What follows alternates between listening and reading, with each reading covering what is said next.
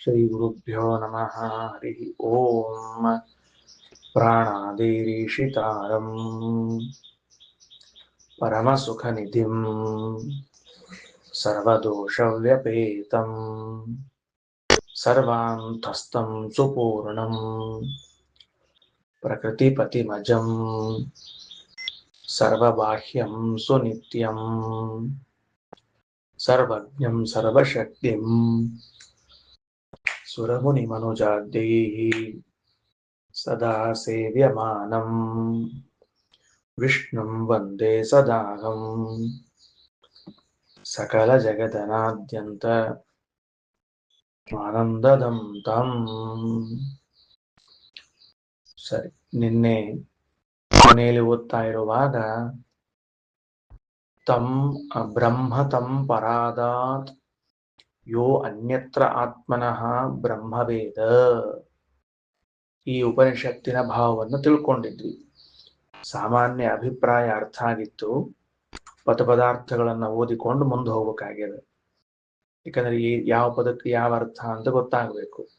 ಭಾಷ್ಯದಲ್ಲಿ ಏನ್ ಮಾಡ್ಯಾರ ಆಚಾರು ಅನ್ನೋದನ್ನು ತಿಳಿಸಿದ್ದೆ. ಅನ್ಯತ್ರ ಆತ್ಮನಃ ಬ್ರಹ್ಮವೇದ ಅನ್ನೋದಕ್ಕೆ ಭಾಷ್ಯದಲ್ಲಿ ಭಗವದಧೀನತ್ವೇನ ನವೇದ, ಜ್ಞಾನದಲ್ಲಿ ಸಣ್ಣ ಸಣ್ಣ ಅಂಶಗಳನ್ನು ಸೇರಿಸಿಕೊಳ್ತಾ ಹೊರಡ್ತಾರೆ. ಭಗವಂತನ ಅಧೀನರಾಗಿದ್ದಾರೆ ಎಂದು ತಿಳಿಯದೇ ಇದ್ದರೆ ತದ ಅನಾಶ್ರಿತತ್ವೇನ ಸ್ಥಾನಾಂತರೇಚ ವೇದ, ಜೊತೆಗೆ ಸೇರಿಸಿಕೊಳ್ಬೇಕು. ಭಗವಂತನಿಗೆ ಆಶ್ರಿತರ, ಭಗವಂತನ ಆಶ್ರಯವನ್ನ ಪಡೆದಿಲ್ಲ, ಇನ್ನೊಬ್ಬರಲ್ಲಿ ಆಶ್ರಯ ಪಡೆದಿದ್ದಾರೆ, ಇನ್ನೊಬ್ಬರ ಅಧೀನರಾಗಿದ್ದಾರೆ ಎಂದು ತಿಳಿದರೆ, ಅಂದ್ರ ಮೂರಂಶ: ಭಗವದಧೀನ ಎಂದು ತಿಳಿಯಲಿಲ್ಲ, ಭಗವಂತನನ್ನ ಆಶ್ರಯಿಸಿಕೊಂಡವರು ಎಂದು ತಿಳಿಯಲಿಲ್ಲ, ಇತರತ್ರ ಆಶ್ರಯ ಇತರ ಅಧೀನರು ಎಂದು ತಿಳಿದರು ಅಂತಾದರೆ ಅಂತ ಹೀಗೆ ಅರ್ಥವನ್ನು ಹೇಳ್ತಾ ಇದ್ದಾರೆ. ಈಗ ಇದು ಭಾಷ್ಯದಲ್ಲಿ ಬಂದದ್ದಾಯಿತು. ಹಾಗಾದ್ರೆ ಉಪನಿಷತ್ತಿನ ಶಬ್ದಾರ್ಥವನ್ನು ನೋಡ್ಕೊತಾ ಹೋಗೋಣ ಅಂತ. ಏನ್ ಕೇಳಿದ್ರು? ಪ್ರಧಾನನಾಗಿರುವ ಭಗವಂತನ ಜ್ಞಾನವನ್ನ ಮಾಡಿಕೊಂಡರೆ ಅಪ್ರಧಾನರಾಗಿರುವಂತಹ ದೇವತೆಗಳು, ಜಗತ್ತು ಇವರೆಲ್ಲರ ಜ್ಞಾನ ಮಾಡಿಕೊಂಡಂತೆಯೇ, ಏನ್ ಪ್ರತ್ಯೇಕ ಮಾಡಿಕೊಳ್ಳುವ ಅವಶ್ಯಕತೆ ಇರುವುದಿಲ್ಲ ಅಂತ ಆ ಅಭಿಪ್ರಾಯದಲ್ಲಿ ಹೇಳಿದರು. ಹಾಗಾದ್ರೆ ಭಗವಂತನು ಯಾಕೆ ಪ್ರಧಾನ ಅಂತಂದ್ರೆ ಜಗತ್ತಿಗೆ ಆಶ್ರಯ ನೀಡಿದ್ದರಿಂದ ಭಗವಂತನು ಪ್ರಧಾನ. ನೋಡ್ರಿ, ಈ ಪ್ರಾಧಾನ್ಯಕ್ಕೆ ಹೇತುವನ್ನಾಗಿ, ಕಾರಣವನ್ನಾಗಿ ಹೇಳಿದ್ದು ಯಾವುದು ಅಂದ್ರೆ ಆಶ್ರಯ ನೀಡುವಿಕೆ. ಅಂದ್ರೆ ದೇವರು ಯಾಕೆ ಪ್ರಧಾನನಾದ ಅಂದ್ರೆ ಆಶ್ರಯ ನೀಡಿದ್ದಾನೆ. ಜಗತ್ತಿಗೆ ಆಶ್ರಯ ನೀಡಿದ್ದರಿಂದಾಗಿ ದೇವರನ್ನು ನಾವು ಪ್ರಧಾನವೆಂದು ಕರೆಯುತ್ತೇವೆ. ಅದನ್ನ ಒಂದು ವೇಳೆ ಹೀಗೆ ಈಗ ನೋಡ್ರಿ, ಭಗವಂತನ ಪ್ರಾಧಾನ್ಯವನ್ನ ತಿಳಿಯಬೇಕಾಗಿದೆ. ತಿಳಿಲಿಕ್ಕೆ ಹೇತು ಯಾವುದು ಅಂದ್ರೆ ಭಗವಂತ ಜಗದಾಶ್ರಯವನ್ನ ಮಾಡಿದ್ದಾನೆ, ಜಗತ್ತಿಗೆ ಆಶ್ರಯ ಕೊಟ್ಟಿದ್ದಾನೆ ಅಂತ. ಅದನ್ನ ತಿಳಿಯದೇ ಹೋದ್ರೆ ಏನು ಅನರ್ಥ ಆಗ್ತದ ಅಂತ ಅನ್ನೋದನ್ನ ತಿಳಿಸಿಬಿಟ್ಟು ಆಗ ನಾವು ಅವಶ್ಯವಾಗಿ ಜಗತ್ತು ಭಗವಂತನ ಆಶ್ರಯದಲ್ಲಿದೆ ಅಂತ ತಿಳಿದುಕೊಂಡ್ರೆ ಮತ್ತೆ ಅವನ ಪ್ರಾಧಾನ್ಯವನ್ನು ತಿಳಿದುಕೊಂಡಂತಾಯಿತು.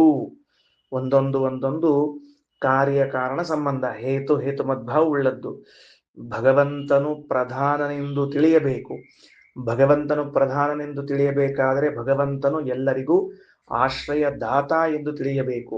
ಭಗವಂತನನ್ನು ಸರ್ವಾಶ್ರಯದಾತ ಎಂದು ತಿಳಿಯದೇ ಹೋದರೆ ಏನು ಅನರ್ಥ ಇದೆ ಅಂತ ತಿಳಿದಾಗ ಹಾಗಾದ್ರೆ ನಾವು ಅದನ್ನು ಬಿಡುಕೂಡುದು, ತಿಳಿಯಲೇಬೇಕು ಎಂಬ ದೃಢವಾಗ್ತದೆ. ಅದು ದೃಢವಾದರೆ ಭಗವಂತನ ಪ್ರಾಧಾನ್ಯ ತಿಳಿತದೆ. ಭಗವಂತನ ಪ್ರಾಧಾನ್ಯವನ್ನ ತಿಳಿದಾಗ ಇನ್ನುಳಿದದ್ದನ್ನು ತಿಳಿದುಕೊಳ್ಳುವ ಅವಶ್ಯಕತೆ ಇಲ್ಲ ಅಂತ ಆಗ್ತದೆ. ಹಾಗಿದ್ದಾಗ ಎಲ್ಲವೂ ಭಗವಂತನ ಇಚ್ಛೆಯಿಂದಲೇ ನಡೆಯುವಂತಹದ್ದು.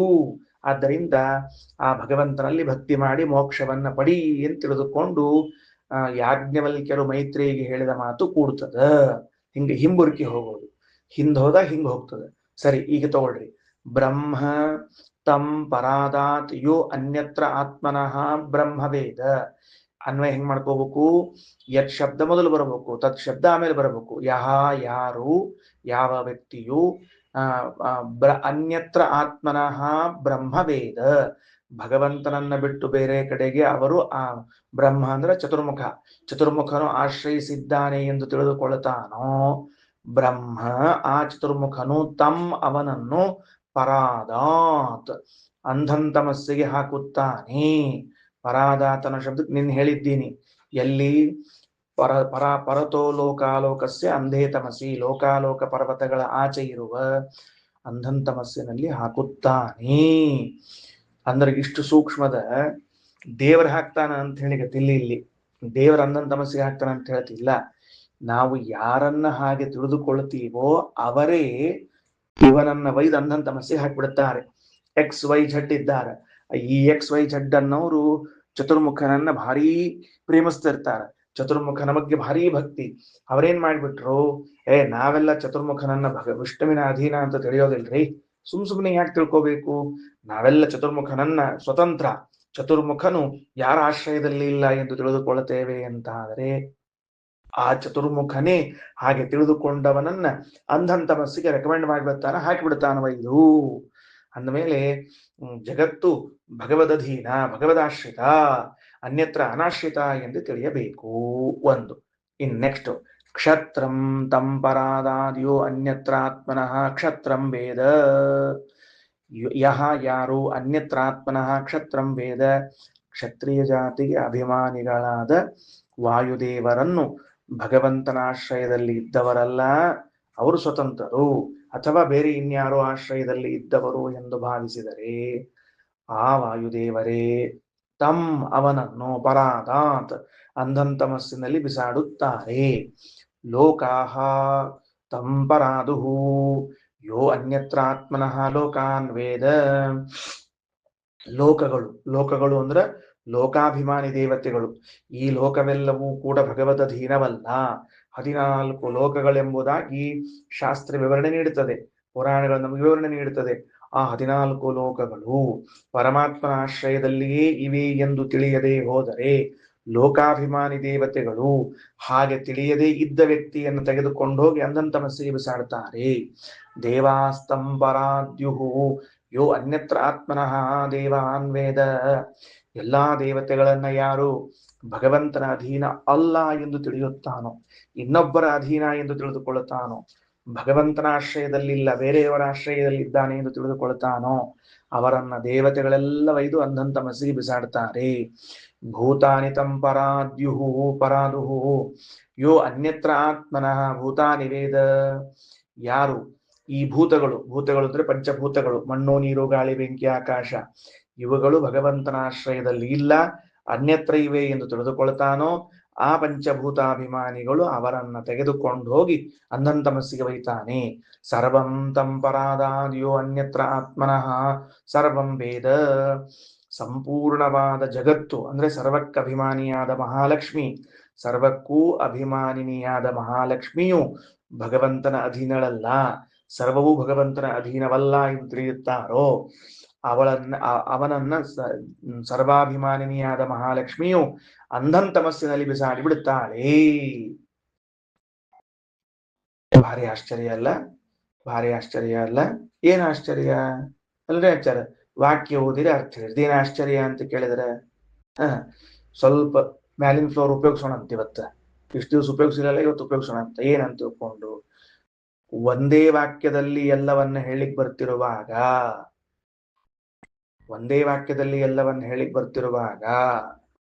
ಅಭ್ಯಾಸವೆಂಬುವಂತಹ ತಾತ್ಪರ್ಯ ನಿರ್ಣಾಯಕ ಲಿಂಗವನ್ನು ಉಪಯೋಗಿಸುತ್ತಿದ್ದಾರೆ. ಉಪಕ್ರಮೋಪಸಂಹಾರ ಅಭ್ಯಾಸ ಪೂರ್ವತಾ ಫಲಂ ಅರ್ಥವಾದೋಪಪತ್ತಿ ಚ ಲಿಂಗಂ ತಾತ್ಪರ್ಯ ನಿರ್ಣಯ ಎನ್ನುವ ಷಡ್ವಿಧ ತಾತ್ಪರ್ಯ ನಿರ್ಣಾಯಕ ಲಿಂಗಗಳು. ಕ್ರಮ ಇದು ತಾತ್ಪರ್ಯವನ್ನು ನಿರ್ಣಯಿಸ್ತದೆ, ಉಪಸಂಹಾರ ಇದು ತಾತ್ಪರ್ಯವನ್ನು ನಿರ್ಣಯಿಸ್ತದೆ. ಹಂಗ ಅಭ್ಯಾಸವು ಕೂಡ ತಾತ್ಪರ್ಯವನ್ನು ನಿರ್ಣಯಿಸುತ್ತದೆ. ಯಾರು ತಿಳಿದಿಲ್ಲ ಅಂಧಂತಮಸ್ಸು, ಯಾರು ತಿಳಿದಿಲ್ಲ ಅಂಧಂತಮಸ್ಸು, ಯಾರು ತಿಳಿದಿಲ್ಲ ಅಂಧಂತಮಸ್ಸು ಅಂತ ಅಭ್ಯಾಸವನ್ನ ಮಾಡ್ತಾ ಇರುವಾಗ ಅಭ್ಯಾಸ ಏನ್ ತಿಳಿಸ್ತದ? ಭಗವದಧೀನ ಎಂದೇ ತಿಳಿಯಬೇಕು. ತಾತ್ಪರ್ಯ ಅಲ್ಲದ. ಅದಕ್ಕೆ 50 ಸಲ ಹೇಳೋದ್ರಲ್ಲಿ ಮಹತ್ವ ಇಲ್ಲ, 50 ಸಲ ಹೇಳೋ ಮೂಲಕವಾಗಿ ತಾತ್ಪರ್ಯವನ್ನು ತಿಳಿಸಿಕೊಡ್ತಾದ. ಅದನ್ನೇ ಆಚಾರ ಸೂಕ್ಷ್ಮ ಹೇಳಿದ್ದು ತತ್ವ ಸಮನ್ವಯಾತ್. ಲಕ್ಷ್ಯ ಕೊಟ್ಕೊಂಡು ನೋಡ್ರಿ ಅಂತ ಹೇಳ್ಯಾರ. ಇನ್ನ ಅಂದ ಮೇಲೆ ಇದಂ ಬ್ರಹ್ಮ, ಮುಂದಿನ ವಾಕ್ಯ, ಇದಂ ಬ್ರಹ್ಮ ಇದಂ ಕ್ಷತ್ರಂ ಇಮೇ ಲೋಕಾಹ ಇಮೇ ದೇವಾಹ ಇಮಾನಿ ಭೂತಾನಿ ಇದಂ ಸರ್ವಂ ಯದಯಮಾತ್ಮ.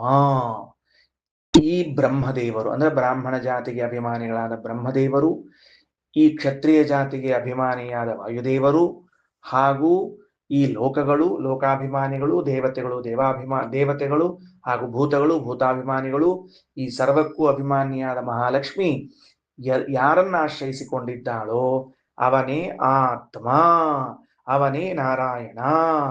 ಆತ್ಮನಸ್ತು ಕಾಮಾಯ ಪತಿಪ್ರಿಯೋ ಭವತಿ ಅಂತ ಮತ್ತೆ ಹಿಂದೆ ಹೋಗ್ಬೇಕು ಈಗ ಸರಿಯಾಗಿ.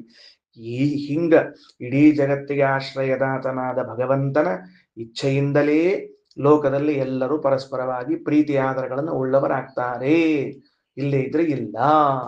ನೋಡ್ರಿ, ಯಾಜ್ಞವಲ್ಕ್ಯರು ಮೈತ್ರೇಯಿಗೆ ಆ ಆತ್ಮ ಅನ್ನೋರು ಯಾರು ಎಂಬುದನ್ನು ಎಷ್ಟು ಗಟ್ಟಿ ಮಾಡಿ ತೋರಿಸ್ತಾ ಇದ್ದಾರೆ. ಭಗವಂತನೇ ಆತ್ಮ, ಇನ್ಯಾರು ಆತ್ಮ ಅಲ್ಲ. ಆತ್ಮ ಶಬ್ದಕ್ಕೆ ಭಗವಂತ ಅಂತ ಅರ್ಥ ಮಾಡಿಕೊಳ್ಬೇಕು. ಯದಯಮಾತ್ಮ ಅಂತ ಹೇಳಿ ಕೊಟ್ರು ಭಾಷ್ಯ. ನೋಡ್ರಿ, ಎಲ್ಲಾಗ್ಯದ ಅನ್ಯತ್ರ ಆತ್ಮನಃ ಬ್ರಹ್ಮವೇದ ಭಗವದಧೀನತ್ವೇನ ನ ವೇದ ತದಾಶ್ರಿತತ್ವೇನ ಸ್ಥಾನಾಂತರೇ ಚ ವೇದ ಪರಾದಾತ್ ಪರತೋ ಲೋಕಾಲೋಕಸ್ಯ ಅಂಧೇ ತಮಸಿ ಅಂತ ಮುಗಿದಿತ್ತು. ಇದಂ ಬ್ರಹ್ಮಾದಿಕಂ, ಇದಂ ಯದಯಮಾತ್ಮ ಅನ್ನುವಲ್ಲಿ ಇದಂ ಅಂದ್ರ ಬ್ರಹ್ಮಾದಿಗಳೆಲ್ಲರೂ ಕೂಡ. ಈಗ ಮುಂದ್ ಸ್ವಾರಸ್ಯದ ಏನದ ಆಚಾರ ಭಾಷ್ಯವನ್ನ ಹಿಂಗ ಅನ್ಲಿಲ್ಲ ಅಂದ್ರೆ ಏನ್ ಅರ್ಥ ಬರ್ತದ, ಭಾಷ್ಯವನ್ನ ಬರೀಲಿಲ್ಲ ಅಂದ್ರೆ ಏನ್ ಅರ್ಥ ಬರ್ತದ ಅಂದ್ರ ಇದಂ ಸರ್ವಂ ಇದೆಲ್ಲವೂ ಯತ್ ಅಯಮಾತ್ಮ ಈ ಆತ್ಮನಿಂದ ಅಭಿನ್ನವಾಗಿದೆ ಅಂತ ಅರ್ಥ ಬಂದ್ಬಿಡ್ತದೆ. ಯದ್ ಅಯಮಾತ್ಮ ಈ ಜೀವಿದ್ದಾನಲ್ಲ ಇವನಿಂದ ಅಭಿನ್ನವಾದದ್ದು ಯಾವುದು ಅಂದ್ರೆ ಇದೆಲ್ಲವೂ, ಈ ಇಷ್ಟೊತ್ತೇನ್ ಹೇಳಿದ್ದೀವಿ ಇದೆಲ್ಲವೂ ಅಂತ. ಅದಕ್ಕೆ ಶ್ರೀಮದಾಚಾರ್ಯ ಅಂತಾರೆ, ಯತ್ ಅನ್ನುವ ಶಬ್ದ ಇದೆಯಲ್ಲ ಇದು ಪ್ರಥಮ ವಿಭಕ್ತ್ಯಂತವಾದ ಪದವೆಂಬುದಾಗಿ ಭ್ರಮಿಸಿದ್ದೀರಿ. ಭ್ರಮ ಯತ್ ಅನ್ನುವಂತಹದ್ದು ಇಲ್ಲಿ ಪ್ರಥಮ ವಿಭಕ್ತಿ ಹಂತದಲ್ಲಿ ತೆಗೆದುಕೊಳ್ಳಬಾರದು, ಮತ್ತೆ ಸಪ್ತಮಿ ವಿಭಕ್ತಿ ಹಂತದಲ್ಲಿ ತೆಗೆದುಕೊಳ್ಳಬೇಕು, ಸಪ್ತಮಿ ವಿಭಕ್ತಿಯಲ್ಲಿ ತೆಗೆದುಕೊಳ್ಳಬೇಕು. ಯತ್ ಅಂದ್ರೆ ಯತ್ರ, ಯತ್ರ ಅಂದ್ರೆ ಎಲ್ಲಿ ಇದೆಲ್ಲವೂ ಆಶ್ರಯಿಸಿಕೊಂಡಿದೆಯೋ ಆ ವ್ಯಕ್ತಿ ಆಶ್ರಯ ನೀಡಿದವನು ಯಾರಾಗಿದ್ದಾನೆ, ಪರಮಾತ್ಮನಾಗಿದ್ದಾನೆ. ಹಿಂಗ ಅರ್ಥ ಮಾಡಬೇಕು. ಇಲ್ಲದೇ ಇದ್ರ ಇಷ್ಟೊತ್ತೆಲ್ಲ ಹೇಳಿ ಭಗವಂತನಾಶ್ರಯ ಭಗವಂತನಾಶ್ರಯ ಭಗವಂತನಾಶ್ರಯ ಅಂತ ಹೇಳಿ ಕೊನೆಗೆ ಆ ಆಶ್ರಿತವಾದ ವಸ್ತು ಆಶ್ರಯ ನೀಡಿದವರಿಬ್ರು ಅಭಿನ್ನರು ಅಂತ ಹೇಳ್ಬಿಡೋದಂತ. ನಾನು ನಿಮ್ಮ ಮನೆಯಾಗಿದ್ದೀನಿ, ನೀವು ಹೇಳಿದಂಗೆ ಕೇಳ್ಕೊಂಡಿದ್ದೀನಿ, ನೀವೆಲ್ಲ ಉಪಕಾರ ಮಾಡಿರಿ, ನೀವು ಊಟಕ್ಕೆ ಹಾಕಿರಿ ಅಂತ ಎಲ್ಲ ಹೇಳಿ ಕೊನೆಗೆ ಅಂದ್ಮೇಲೆ ನಾನು ನೀನು ಒಂದೇ ಹೌದಿಲ್ಲೋ ಅಂತ ಅಂದ್ಬಿಟ್ನಂತ. ಕೊನೆಗೆ ಏನ್ ಮಾಡ್ಬೇಕು ತಗೊಂಡದನ್ನ, ಹಂಗ ಹೇಳ್ದಂಗ ಆಗ್ತದೆ. ಅದಕ್ಕೆ ಹಂಗ ಅರ್ಥ ಹೇಳಬಾರದು. ಯದಯಮಾತ್ಮ ಯತ್ರಾಯಮಾತ್ಮ ಇಷ್ಟ ಮಾಡ್ಕೊಳ್ರಿ. ಯದಯಮಾತ್ಮ ಅನ್ನೋದರ ಮುಂದೊಂದು ಈಸಿಕೊಳ್ಟು ಹಾಕೊಳ್ರಿ. ಅಂದ್ರೆ ಯದಯಮಾತ್ಮ ಅನ್ನೋದು ಉಪನಿಷತ್ತಿನ ವಾಕ್ಯ. ಅದರಲ್ಲಿ ಯಾವ ಶಬ್ದ ಅಷ್ಟು ಬದಲಾವಣೆ ಮಾಡ್ಯಾರ ನೋಡ್ಕೊಳ್ರಿ. ಯತ್ರ ಅಂತ ಅಷ್ಟ ಬದಲಾವಣೆ ಮಾಡ್ಯಾರ, ಅಯಮಾತ್ಮ ಅನ್ನೋದು ಹಂಗ ಇಟ್ಟಾರ. ಹಂಗಾರ ಯತ್ ಪದಕ್ಕ ಯತ್ರ ಅಂತ ಅರ್ಥ ಮಾಡಬೇಕು ಹೊರತಾಗಿ ಯಾವುದು ಅನ್ನೋ ಅರ್ಥ ಅಲ್ಲ, ಯಾವುದರಲ್ಲಿ ಅಂತ. ಈ ಬ್ರಹ್ಮದೇವರು, ಈ ವಾಯುದೇವರು, ಈ ಲೋಕಗಳು, ಈ ದೇವತೆಗಳು, ಈ ಪಂಚಭೂತಗಳು, ಈ ಲಕ್ಷ್ಮೀದೇವಿ ಯಾರಲ್ಲಿ ಆಶ್ರಯಿಸಿಕೊಂಡಿದ್ದಾಳೋ ಅವನೇ ಆತ್ಮ ಎಂಬ ಅರ್ಥ ಬರುತ್ತದೆ.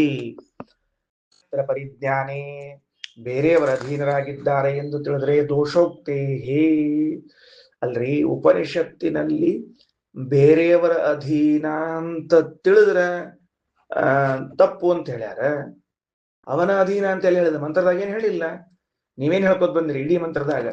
ಬೇರೆಯವರ ಅಧೀನ ಅಂತ ತಿಳಿದುಕೊಂಡ್ರೆ ಅವರೇ ಅವನನ್ನ ತಮಸ್ಸೆ ಆಗ್ತಾರ, ಅವರೇ ಅವನನ್ನ ತಮಸ್ಸೆ ಆಗ್ತಾರ ಅಂತ ಇಷ್ಟ ಹೇಳಿದ್ದೀರಿ. ಅವನ ಅಧೀನ ಅಂತ ಎಲ್ಲಿ ಹೇಳಿದ್ದೀರಿ? ಹೇಳೇ ಇಲ್ಲ ನೀವು. ಅದಕ್ಕ ಶ್ರೀಮದಾಚಾರ್ಯ ದೋಷೋಕ್ತಿಯನ್ನ ಹೇಳ್ಯಾರ ಅಂದ್ರ ತತ್ರ ಪರಿಜ್ಞಾನಂ ಯುಕ್ತಂ ಭವತಿ. ಬೇರೆ ಕಡೆಗೆ ತಿಳಿದುಕೊಳ್ಳುವುದು ದೋಷಕ್ಕೆ ಕಾರಣ ಅಂತ ಹೇಳಿದಾಗ ಅವನ ಅಧೀನ ಎಂದು ತಿಳಿದುಕೊಳ್ಳುವುದು ಗುಣವೆಂಬುದಾಗಿ ಬರ್ತದೆ. ಅದೇನ್ ಪ್ರತ್ಯೇಕ ಹೇಳೋ ಅವಶ್ಯಕತೆ ಇಲ್ಲೇ ಇಲ್ಲ. ಭಾಷಾ ನಿಯಮ ಅದು. ಅಲ್ಲಿ ಹೋಗ್ಬೇಡ್ರಿ ಅಂತ ಹೇಳಿದ್ರೆ ಇಲ್ಲೇ ನಿಂತಿರ್ರಿ ಅಂತ ಅರ್ಥ. ನೀವು ಅಲ್ಲಿ ಹೋಗ್ಬೇಡ್ರಿ ಅಂತ ಇಷ್ಟೇ ಹೇಳಿದ್ರಿ, ಇಲ್ಲಿ ನಿಂದ್ರ ಅಂತ ನನಗೆ ಹೇಳಿದ್ದೆ ಇಲ್ಲಿ ನೀವು ಅಂತ ಯಾರು ಕೇಳ್ತಾರನ? ಅಲ್ಲಿ ಮಡಿ ಇತ್ತು, ಮುಂದೆ ಸ್ವಾಮಿಗಳು ಹೊರಟಿದ್ರು, ಯಾರೋ ವಿದ್ಯಾರ್ಥಿ ಕೈ ಮಾಡಿ ನಿಲ್ಸ್ದ, ಅಲ್ಲಿ ಹೋಗ್ಬೇಡ್ರಿ ಅಂತ ಹೇಳ್ಬಿಟ್ರು, ಹಿಂಗ್ ಹೋದ್ನಂತವ. ಹಿಂಗ್ಯಾಕೆ ಹೋದ್ರಿ ಅಂತ, ಹಂಗೆ ನೀವು ಇಲ್ಲಿ ನಿಂದ್ರಿ ಅಂತ ಹೇಳಿದ್ದಿಲ್ಲ, ಅಲ್ಲಿ ಹೋಗ್ಬೇಡ್ರಿ ಅಂತ ಹೇಳಿ ಹಿಂಗ್ ಹೋದೆ ಅಂತ ಹೇಳಿದಂತ. ಇದು ಉತ್ತರನ ಇದೆ ಯಾರಾದ್ರೂ ಹೇಳೋದು? ಹಾಗಲ್ಲ. ಅಲ್ಲಿ ಹೋಗಬೇಡ್ರಿ ಅಂತನ್ನೋ ನಿಷೇಧವೇ ಇಲ್ಲಿಯೇ ನಿಂತಿರ್ರಿ ಎನ್ನುವುದನ್ನು ತಿಳಿಸಿಕೊಟ್ಟಂತೆ. ಭಗವಂತನಿಂದ ಭಿನ್ನರಾಗಿ ಬೇರೆಯವರಲ್ಲಿ ಆಶ್ರಯಿಸಿಕೊಂಡಿದ್ದಾರೆ ಅಂತ ತಿಳಿದುಕೊಳ್ಬಾರದು ಅಂತ ಹೇಳಿದ್ರೆ ಭಗವಂತನಲ್ಲಿಯೇ ಆಶ್ರಯ ಪಡೆದುಕೊಂಡಿದ್ದಾರೆ ಅಂತ ಅರ್ಥ ಮಾಡಬೇಕು. ಅಲ್ಲ ಹಿಂಗ್ಯಾಕೆ ಅನ್ಬೇಕು, ಸುಮ್ಮನೆ ಹಿಂಗೆ ಹೇಳ್ಬಿಡ್ರಿ. ಇದಂ ಸರ್ವಂ, ಎಲ್ಲ ಕೊನೆಗೆಲ್ಲ ಬೇರೆ ಕಡೆಗೆ ತಿಳಿಬಾರ್ದು, ಬೇರೆ ಕಡೆಗೆ ತಿಳಿಬಾರ್ದು ಅಂತ ಹೇಳಿ ಎಲ್ಲವೂ ಭಗವಂತನಿಂದ ಅಭಿನ್ನವಾಗಿದೆ ಅಂತ ಯಾಕೆ ಅರ್ಥ ಮಾಡಿಬಿಡ್ಬಾರ್ದು? ನಿಶ್ಚಿಂತ ಅದು, ನಿಶ್ಚಿಂತ ಅದು. ಯಾಕೆ ಹಂಗನ್ಬೇಕು ನೋಡ್ರಿ. ಏನ್ ಹೇಳಿಕತ್ತದ ಅಂದ್ರೆ, ಬ್ರಹ್ಮದೇವರು ಭಗವಂತನನ್ನ ಬಿಟ್ಟು ಬೇರೆ ಕಡೆಗೆ ಆಶ್ರಯ ಪಡೆದಿದ್ದಾರೆ ಅಂತ ತಿಳಿದ್ರೆ ಅಂಧಂತಮಸ್ಸು. ಹಂಗಾದ್ರೆ ಭಗವಂತನನ್ನೇ ಆಶ್ರಯ ಪಡೆದಿದ್ದಾರೆ ಅನ್ನಬೇಕು ನೀವು ಅಭಿಪ್ರಾಯ ಹೇಳ್ತಿದ್ದೀರಿ. ಅದರ ಬದಲಿಗೆ ಅವರೇ ಭಗವಂತನಾಗಿದ್ದಾರೆ ಅಂತ ಹೇಳಿಬಿಟ್ರೆ ಸರಿ ಹೋಯ್ತಲ್ಲ, ಮ್ಯಾಟರ್ ಕ್ಲೋಸ್. ಯಾಕೆ ಇವ್ರು ಇನ್ನೊಂದ್ ಕಡೆ ತಿಳ್ಕೋಬಾರ್ದು? ಯಾಕೆ ಇನ್ನೊಂದ್ ಕಡೆ ತಿಳ್ಕೋಬಾರ್ದು ಅಂದ್ರೆ, ಅವರೇ ಬ್ರಹ್ಮನೇ ದೇವರು ಅಂತ ಅಂದ ಮೇಲೆ ಇನ್ನೊಂದ್ ಕಡೆ ತಿಳ್ಕೊಳ್ಳೋ ಪ್ರಸಂಗ ಎಲ್ಲಿ ಬರ್ತದಪ್ಪ? ಈಗ ನನ್ನನ್ನ ಬೇರೆಯವರ ಅಧೀನ ಎಂದು ತಿಳಿಯಬಾರದು, ನನ್ನನ್ನ ನಿಮ್ಮ ಅಧೀನ ಅಂತ ತಿಳಿಬೇಕು ಅಂತಂದ್ರೆ ಸರಳ, ನೀವೇ ನಾನು, ನಾನೇ ನೀನು ಅಂತ ಹೇಳ್ಬಿಟ್ರೆ ಬೇರೆ ಕಡೆಗೆ ತಿಳ್ಕೊಳ್ಳೋ ಪ್ರಸಂಗ ಇಲ್ಲೇ ಇಲ್ಲ. ಹಂಗ್ಯಾಕೆ ಹೇಳ್ಬಾರ್ದು ಅಂತಂದ್ರೆ, ಅದಕ್ಕೆ ಶ್ರೀಮದಾಚಾರ್ಯರು ಒಂದು ವೇಳೆ ಉಪನಿಷತ್ತಿಗೆ ಅಭೇದವೆಂಬ ಅರ್ಥ ಹೇಳುವ ಅಪೇಕ್ಷೆ ಇದ್ದರೆ ಆಗೇನ್ ಹೇಳ್ಬೇಕಾಗಿತ್ತು? ವಾಕ್ಯ ನೋಡ್ರಿ, ಅನ್ಯಥಾ ಅನ್ಯದಾತ್ಮನಃ ಬ್ರಹ್ಮವೇದೇತಿ ಸ್ಯಾತ್. ಅನ್ಯತ್ರ ಆತ್ಮನಃ ಅಂತ ತ್ರಲ್ ಪ್ರತ್ಯಯಾಂತವಾದ ಅನ್ಯ ಶಬ್ದವನ್ನ ಬಳಸಬಾರ್ದಾಗಿತ್ತು. ತ್ರಲ್ ಪ್ರತ್ಯಯಿಂದ ಕೊನೆಗೊಳ್ಳುವ ಅನ್ಯ ಶಬ್ದವನ್ನ ಬಳಸಬಾರ್ದಾಗಿತ್ತು. ತ್ರಲ್ ಪ್ರತ್ಯಯ ರಹಿತವಾದ ಅನ್ಯ ಎಂಬ ಶಬ್ದ ಬಳಸಿದ್ರೆ ಸಾಕಾಗಿತ್ತು. ಅನ್ಯ ಆತ್ಮನಃ, ಅನ್ಯದಾತ್ಮನಃ, ಆತ್ಮನಃ ಅನ್ಯತ, ದೇವರಿಂದ ಬ್ಯಾರೆ ಅಂತ ತಿಳ್ಕೊಂಡ್ರಿ ಅಂದ್ರ ಅಂದಂತ ತಮಸ್ಸಾಗ್ತಂತ ಹಿಂಗೆ ಹೇಳ್ಬೇಕಾಗಿತ್ತು. ದೇವರಿಂದ ಬೇರೆಯವರಲ್ಲಿ ಆಶ್ರಯ ಪಡೆದಿದ್ದಾರೆ ಅಂತ ಹೀಗೆ ತಿಳಿದುಕೊಂಡ್ರೆ ಅಂಧನ್ ತಮಸ್ಸಾಗ್ತದಂತ ಯಾಕೆ ಅನ್ಬೇಕಾಗಿತ್ತು? ಅನ್ಯತ ಅನ್ಯತ್ರ ಎರಡು ಶಬ್ದಗಳು. ಶ್ರೀಮದಾಚಾರ್ಯ ಅಂತಾರೆ, ಉಪನಿಷತ್ತು ತನ್ನ ಅಭಿಪ್ರಾಯವನ್ನ ವ್ಯಕ್ತಪಡಿಸ್ಲಿಕ್ಕೆ ಅನ್ಯ ಶಬ್ದವನ್ನೇ ಬಳಸಿದೆ, ಆದ್ರೆ ತ್ರಲ್ ಪ್ರತ್ಯಯದಿಂದ ಸಹಿತವಾದ ಶಬ್ದ ಬಳಸಿದೆ, ತ್ರಲ್ ಪ್ರತ್ಯಯ ರಹಿತವಾದದ್ದು ಬಳಸಿಲ್ಲ. ಅನ್ಯತ್ರ ಅಂದ್ರೆ ಬೇರೆ ಕಡೆಗೆ ಅಂತ ಅರ್ಥ. ಯತ್ರ ಎಲ್ಲಿ, ತತ್ರ ಅಲ್ಲಿ, ಅನ್ಯತ್ರ ಬೇರೆ ಕಡೆಗೆ, ಕುತ್ರ ಎಲ್ಲಿ ಅಂತ ಪ್ರಶ್ನಾರ್ಥಕ. ಇತ್ರ ತ್ರ ತ್ರ ಅನ್ನೋದು ಕುತ್ರ, ಯತ್ರ, ತತ್ರ, ಅನ್ಯತ್ರ, ಬಹುತ್ರ, ಸರ್ವತ್ರ. ಹಿಂಗ ಶಬ್ದಗಳು ತ್ರಲ್ ಪ್ರತ್ಯಯ ಅಂತವಾದಾಗ ಅಲ್ಲಿ ಅಲ್ಲಿ ಅಲ್ಲಿ ಅಲ್ಲಿ ಅನ್ನೋ ಅರ್ಥ ಬರ್ತದ. ಹಂಗಾಗಿ ವೇದಕ್ಕೆ ಬ್ರಹ್ಮನಿಂದ ಉಳಿದವರೆಲ್ಲರೂ ಅಭಿನ್ನರು ಅಂತ ಹೇಳುವ ಅಭಿಪ್ರಾಯವಿದ್ರೆ ಅನ್ಯದಾತ್ಮನಃ ವೇದ, ಅವನಿಂದ ಬೇರೆ ಅಂತ ತಿಳಿದ್ರೆ ನೋಡ್ರಿ ಅಂತ ಅನ್ಬೇಕಾಗಿತ್ತು. ಬೇರೆಯವರಲ್ಲಿ ಆಶ್ರಯಿಸಿದ್ದಾರೆ ಎಂದು ನೋಡ್ರಿ ಅಂತ ಹೇಳಬಾರದಾಗಿತ್ತು.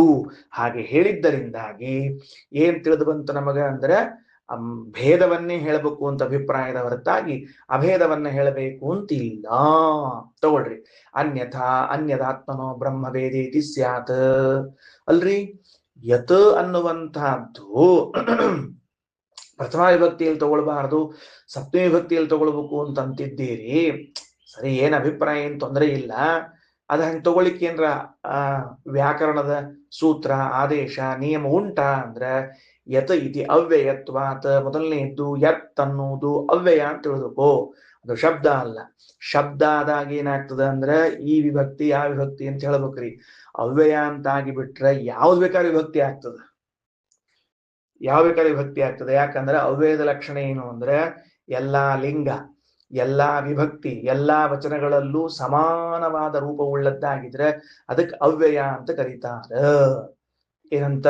ಅವ್ಯಯವನ್ನೇನ್ ತಿಳ್ಕೊಬೇಕು ಹೇಳ್ರಿ ಬಾಯಲ್ಲಿ. ಅವ್ಯಯ ಅನ್ನೋ ಶಬ್ದಕ್ಕ ಎಲ್ಲ ಲಿಂಗ, ಎಲ್ಲ ವಿಭಕ್ತಿ, ಎಲ್ಲ ವಚನಗಳಲ್ಲೂ ಒಂದೇ ರೂಪ ಇರ್ತದಲ್ಲ, ಅದಕ್ಕ ಅವ್ಯಯ ಅಂತ ಕರೀತಾರ. ಅಪಿ ಅನ್ನುವಂತಹ ಅವ್ಯಯ ಏನದ ಅಂದ್ರೆ ಎಲ್ಲಾ ವಿಭಕ್ತಿ ಲಿಂಗ ವಚನಗಳಲ್ಲೂ ಸಮಾನ ಇರ್ತದ, ಏನ್ ವ್ಯತ್ಯಾಸ ಆಗಿಲ್ಲ. ಚ ಅಂತ ಇರ್ತದ, ಏನ್ ವ್ಯತ್ಯಾಸ ಆಗಿಲ್ಲ. ಕಿಂತು, ಪರಂತು, ಅಪಿತು, ವೈ, ವಾ, ಹಿ ಎಲ್ಲ ಅವ್ಯಯಗಳು, ಹಿ ಎಲ್ಲ ಅವ್ಯಯ. ಯಾಕಂದ್ರೆ ಇವು ಯಾವ ವಿಭಕ್ತಿಗಳಲ್ಲೂ ವ್ಯತ್ಯಾಸ ಆಗುವುದಿಲ್ಲ, ವಚನದಲ್ಲಿ ವ್ಯತ್ಯಾಸ ಆಗುವುದಿಲ್ಲ. ಹಾಗೆ ಯತ್ ಅನ್ನುವಂತಹದ್ದು ಇಲ್ಲಿ ಬಂದದ್ದು ಅವ್ಯಯವಾದದ್ದರಿಂದಾಗಿ ಯಾವ ವಿಭಕ್ತಿಗಳಲ್ಲೂ ರೂಪ ವ್ಯತ್ಯಾಸ ಆಗೋದಿಲ್ಲ. ಆದರೆ ಯಾವ ವಿಭಕ್ತಿಯ ಅರ್ಥವನ್ನು ಬೇಕಾದ್ರೂ ತಗೊಳ್ಬಹುದು, ಯಾವುದೇ ವಿಭಕ್ತಿಯ ಅರ್ಥ ತಗೋ. ಯಾಕಂದ್ರೆ ಎಲ್ಲಾ ವಿಭಕ್ತಿಗಳಲ್ಲೂ ಹಂಗೆ ಇರ್ತದ. ಈ ನಿರ್ವಿಕಾರ ಅಂತ ಒಂದು ಶಬ್ದದ ನೋಡ್ರಿ. ಕೆಲವರು ಪಾಠ ಕೇಳಿದಾಗ ಪಾಠ ಕೇಳೋಕ್ಕಿಂತ ಮೊದ್ಲು ಹೆಂಗಿದ್ರು ಪಾಠ ಕೇಳಿದ್ಮೇಲೂ ಹಂಗೆ ಇರ್ತಾರ. ಪುರಾಣಕ್ಕೆ ಕೊಡೋಕ್ಕಿಂತ ಮೊದ್ಲು ಹೆಂಗಿರ್ತಾರ, ಪುರಾಣಕ್ಕೆ ಕೂತಾಗ್ಲೂ ಹಂಗೆ ಇರ್ತಾರ. ಪುರಾಣ ಮುಗಿಸ್ಕೊಂಡು ಹೋಗೋ ಕಾಲಕ್ಕೂ ಹಂಗೆ ಇರ್ತಾರಲ್ಲ. ಅವರಿಗೆ ನಿರ್ವಿಕಾರನಾದ ಭಗವಂತನ ಪೂರ್ಣಾನುಗ್ರಹ ಆಗಿದೆ ಅಂತ ತಿಳ್ಕೊಂಡಿರ್ಬೇಕು. ಅದಕ್ಕದು ನಿರ್ವಿಕಾರ, ಏನು ವಿಕಾರ ಇಲ್ಲ. ಮುಖದಲ್ಲಿ ನಗು ಇಲ್ಲ, ಕಣ್ಣಿನಲ್ಲಿ ಆನಂದ ಬಾಷ್ಪ ಇಲ್ಲ, ಮೈ ರೋಮಾಂಚನವಿಲ್ಲ, ತಲೆ ತೂಗುವುದಿಲ್ಲ. ಏನ ಎಷ್ಟು ಜನ್ಮದ ತಪಸ್ಸದೆಲ್ಲ. ಒಂದು ಜನ್ಮಕ್ಕೆ ಬರೋದಿಲ್ಲ. 10 ಜನ್ಮ ಪ್ರಯತ್ನ ಮಾಡಿ ಅಷ್ಟು ದೃಢ ಮಾಡ್ಕೊಂಡಿರ್ತಾರೆ, ಏನಾದ್ರೂ ವಿಕಾರ ಆಗಬಾರ್ದು ನಾವು ಅಂತ. ಅದಕ್ಕೆ ಆ ನಿರ್ವಿಕಾರತೆ ಅಂತನ್ನುವುದು ಅವ್ಯಯದ ಲಕ್ಷಣ. ಭಗವಂತನಿಗೂ ನಿರ್ವಿಕಾರ ಅಂತ ಕರೀತಾರೆ. ಈ ಅವ್ಯಯವಾದ ಶಬ್ದ ಯಾವುದು? ಯತ್ ಅಂತನ್ನುವುದು ಅವ್ಯಯವಾದ ಅರ್ಥಗಳನ್ನು ಕೊಡ್ತದೆ. 21 ಅರ್ಥ ಕೊಡ್ತದೆ, ಬೇಕಾದಷ್ಟು ಅರ್ಥ ಕೊಡ್ತದೆ ನಿಮ್ಗೆ. ಆದ್ದರಿಂದ ಯತೈತ ಅವ್ಯಯತ್ವಾತ್ ಯತ್ರ ಇತ್ಯಪಿ ಭವತಿ. ಆವಾಗ ಯತ್ರ ಎಂಬುವ ಅರ್ಥವನ್ನು ಹೇಳಿಕ್ ಬರ್ತದ. ಹೆಂಗಪ್ಪ ಒಂದು ದೃಷ್ಟಾಂತ ಹೇಳ್ರಿ ಅಂದ್ರೆ ಹೆಂಗ ಅಂದ್ರೆ, ಯತ್ ಅಂದ ಕೂಡಲೇ ಯಸ್ಮಾತ್ ಇತ್ಯರ್ಥ ಹೇಳ್ಬಹುದು. ಯತ್ ಎಂಬ ಶಬ್ದಕ್ಕೆ ಯಸ್ಮಾತ್ ಅಂದ್ರೆ ಪಂಚಮ್ಯಂತವಾದ ಅರ್ಥ, ಯಾವ ಕಾರಣದಿಂದಾಗಿ ಅಂತ ಹೇಳ್ಬೋದು. ಅದಕ್ಕೆ ದೃಷ್ಟಾಂತ ಕೊಟ್ಟರು ಶ್ರೀಮದಾಚಾರ್ಯರು. ಹೇಗೆ, ಸರಿಯಾಗಿ ಕೇಳಿಸ್ಕೊಳ್ರಿ, ಹೇಗೆ ಶಾಸ್ತ್ರದಲ್ಲಿ ಯತ್ ಎಂಬ ಶಬ್ದವನ್ನಿಟ್ಟುಕೊಂಡಾಗ ಯಸ್ಮಾತ್ ಎಂಬ ಪಂಚಮಿ ವಿಭಕ್ತಿ ಅರ್ಥವನ್ನು ಹೇಳಲಿಕ್ಕೆ ಬರ್ತದೋ, ಅದೇ ರೀತಿಯಾಗಿ ಯತ್ ಅಂದಾಗ ಯತ್ರ ಎಂಬ ಸಪ್ತಮಿ ವಿಭಕ್ತಿ ಅರ್ಥವನ್ನು ಹೇಳಲಿಕ್ಕೆ ಬರ್ತದೆ. ಸೂತ್ರ ಯಾವುದು? ಸಪ್ತಸು ಪ್ರಥಮ ಇತಿ ಚ ಸೂತ್ರಂ. ಸಪ್ತಸು ಪ್ರಥಮ ಎಂಬುವಂತಹ ಸೂತ್ರದಿಂದಲೂ ಹೇಳಲಿಕ್ಕೆ ಬರ್ತದೆ. ಒಂದು ಅವ್ಯಯ ಅಂತ ಇಟ್ಕೊಂಡಿವಿ, ಅಲ್ಲ ಅಂದ್ರೆ ಪ್ರಥಮ ವಿಭಕ್ತಿ ಅಂತ ಇಟ್ಕೊಂಡ್ರೆ, ಯತ್ ಶಬ್ದದ ಪ್ರಥಮ ವಿಭಕ್ತಿ ಅಂತ ಇಟ್ಕೊಂಡ್ರು 7 ವಿಭಕ್ತಿಗಳಲ್ಲಿ ಪ್ರಥಮ ವಿಭಕ್ತಿಯನ್ನು ಹೇಳಲಿಕ್ಕೆ ಅವಕಾಶ ಉಂಟಾದ್ದರಿಂದ ಹಾಗೆ ತಿಳಿದುಕೊಳ್ಳ್ರಿ. ಅಂದ್ರೆ 2 ವಿವಕ್ಷ ಶ್ರೀಮದಾಚಾರ್ಯದು ಅಂತ ಹೇಳಿದ್ಮೇಲೆ ಸಪ್ತಸು ಪ್ರಥಮ ಅಂತ ಹೆಂಗಂದ್ರಿ? ಆ ಸೂತ್ರ ಬರೋದಿಲ್ಲ. ಅದಕ್ಕೆ ಹಂಗಲ್ಲ, ಒಂದು ವಿಕಲ್ಪ, ಒಂದ್ ವ್ಯವಸ್ಥೆ ಏನು ಅಂದ್ರೆ, ಯದಯಮಾತ್ಮ ಅಂತನ್ನುವಲ್ಲಿನ ಯತ್ ಶಬ್ದಕ್ಕೆ ಅವ್ಯಯ ಅಂತ ಮಾಡಿಕೊಂಡ್ಬಿಟ್ಟು ಯಾವುದೇ ಅರ್ಥ ಮಾಡಿಕೊಳ್ಳ್ರಿ, ತೊಂದರೆ ಇಲ್ಲ, ಸಪ್ತಮಿ ಮಾಡ್ಕೊಳ್ಳಿಕ್ ಬರ್ತದೆ. ಇಲ್ಲಿ ನಾವು ಅವ್ಯಯ ಅಂತ ಒಪ್ಪಂಗಿಲ್ಲ, ಅದನ್ನ ಶಬ್ದ ಅಂತ ಒಪ್ತೀವಿ. ಪ್ರಥಮ ವಿಭಕ್ತಿ ಅಂತವಾದ ಶಬ್ದ ಅಂತ ಯಾರಾದರೂ ಹಠ, ಆಗ್ರಹ, ದುರಾಗ್ರಹ ಮಾಡಿದರೆ ಸಪ್ತಸು ಪ್ರಥಮ 7 ವಿಭಕ್ತಿಗಳ ಅರ್ಥವನ್ನು ಪ್ರಥಮ ವಿಭಕ್ತಿಯಲ್ಲಿ ಹೇಳಿಕ್ ಬರ್ತದ. ಆದ್ದರಿಂದಾಗಿ ಈ ಯತ್ ಅನ್ನೋದಕ್ಕೆ ಯತ್ರ ಅಂತ ಹೇಳಿಕ್ ಬರ್ತದ. ಯಾವ ತೊಂದರೆ ಇಲ್ಲ. ಆದ್ರಿಂದ ಯದಯಮಾತ್ಮ ಎಂದು ತಿಳಿದುಕೊಳ್ಳಬೇಕು. ಹಾಗಾದರೆ ಓ ಮೈತ್ರೇಯಿ, ಕೇಳು. ಏನ್ ಕೇಳು? ನಾನು ನಿನಗೇನ್ ಹೇಳಲಿಕ್ಕೆ ಹೊರಟಿದ್ದೆ? ಮೋಕ್ಷಕ್ಕೆ ಸಾಧನವಾದ ಜ್ಞಾನ ಯಾವುದು ಅಂತ ಕೇಳಿದ್ದಿ. ಹಣ ಇದು ಮೋಕ್ಷ ಸಾಧನ ಅಲ್ಲ, ಜ್ಞಾನ ಇದು ಮೋಕ್ಷ ಸಾಧನ. ಯಾವುದರ ಜ್ಞಾನ? ಭಗವಂತನ ಸರ್ವೋತ್ತಮತ್ವ ಜ್ಞಾನ. ಭಗವಂತನ ಸರ್ವೋತ್ತಮತ್ವ ಜ್ಞಾನದಲ್ಲಿ ಎಷ್ಟು ಅಂಶಗಳು ಅಡಕವಾಗಿವೆ ಅಂತ ಕೇಳಿದ್ರೆ, ಯಾರ ಇಚ್ಛೆಯಿಂದ ಈ ಜಗತ್ತೆಲ್ಲವೂ ನಮ್ಮನ್ನ ಪ್ರೀತಿಸುತ್ತದೆಯೋ, ನಾವು ಜಗತ್ತನ್ನ ಪ್ರೀತಿಸುತ್ತೀವೋ ಅವನು ಆತ್ಮ. ಒಬ್ಬನನ್ನ ತಿಳಿದುಕೊಳ್ಳುವುದರಿಂದ ಉಳಿದವರನ್ನೆಲ್ಲರನ್ನ ತಿಳಿದುಕೊಂಡಾಗ ಆಗಬೇಕಾದ ಪ್ರಯೋಜನವೆಲ್ಲವೂ ಆಗುತ್ತದೆ. ಅದು ಹೇಗೆ? ಅವನು ಪ್ರಧಾನನಾಗಿದ್ದಾನೆ. ಅವನು ಯಾಕೆ ಪ್ರಧಾನನಾಗಿದ್ದಾನೆ? ಅವನು ಆಶ್ರಯ ನೀಡಿದ್ದಾನೆ. ಅವನು ಈ ಜಗತ್ತಿಗೆ ಸ್ವಾಮಿಯಾಗಿದ್ದಾನೆ. ಒಂದೊಮ್ಮೆ ಈ ಜಗತ್ತು ಅವನ ಅಧೀನವೆಂಬುದಾಗಿ, ಅವನ ಆಶ್ರಯದಲ್ಲಿದೆ ಎಂಬುದಾಗಿ ತಿಳಿಯದೆ ಹೋದರೆ, ನೀವು ಯಾರನ್ನು ಭಗವಂತನ ಅಧೀನರಲ್ಲ, ಭಗವಂತನ ಆಶ್ರಯದಲ್ಲಿ ಇಲ್ಲ ಎಂದು ತಿಳಿದಿದ್ದೀರಿ, ಅವರೇ ವಾಲಂಟಿಯರ್ಲಿ ನಮ್ಮನ್ನು ಕರ್ಕೊಂಡು ಹೋಗಿ ಅಂಧನ್ ತಮಸ್ಸಿಗೆ ಹಾಕಿಬಿಡ್ತಾರೆ. ಆದ್ದರಿಂದಾಗಿ ನಾವು ಎಂದೂ ಹಾಗೆ ತಿಳಿಯಬಾರದು. ಏನ್ ತಿಳಿಯಬೇಕು? ಎಲ್ಲವೂ ಭಗವಂತನಲ್ಲಿ ಆಶ್ರಯಿಸಿಕೊಂಡಿದೆ. ಅವನೇ ಆತ್ಮ. ಆತ್ಮನಸ್ತು ಕಾಮಾಯ ಪತಿ ಪ್ರಿಯೋ ಭವತಿ, ಪತಿ ಪತ್ಯು ಜಾಯ ಪ್ರಿಯಾ ಭವತಿ, ಪುತ್ರಾಹ ಪ್ರಿಯಾಹ ಭವಂತಿ. ಹೀಗೆ ತಿಳಿದುಕೊಳ್ಳಬೇಕು ಎಂಬುದಾಗಿ ಹೇಳಿದ್ದಾರೆ. ಮುಂದಿನ ಮಾತುಗಳಲ್ಲಿ 3 ದೃಷ್ಟಾಂತವನ್ನ ಕೊಡ್ತಿದ್ದಾರೆ. ಯಾವುದಕ್ಕೆ ದೃಷ್ಟಾಂತ ಕೊಡ್ಲಿಕ್ಕತ್ತಾರ ಅಂದ್ರೆ, ಭಗವಂತನೇ ಸೃಷ್ಟಿಕರ್ತ ಎಂಬುದಕ್ಕೆ 3 ದೃಷ್ಟಾಂತಗಳನ್ನು ಕೊಡ್ತಿದ್ದಾರೆ. ಇದು ಯಾಕೆ ಬಂತು ಹೇಳಿ ನೋಡಂತ. ಅದಕ್ಕೆ ನೀವೇನಂದ್ರಿ? ಭಗವಂತನು ಪ್ರಧಾನ, ಜಗತ್ತು ಅಪ್ರಧಾನ. ಯಾಕ? ಜಗತ್ತು ಭಗವದಧೀನವಾಗಿದೆ.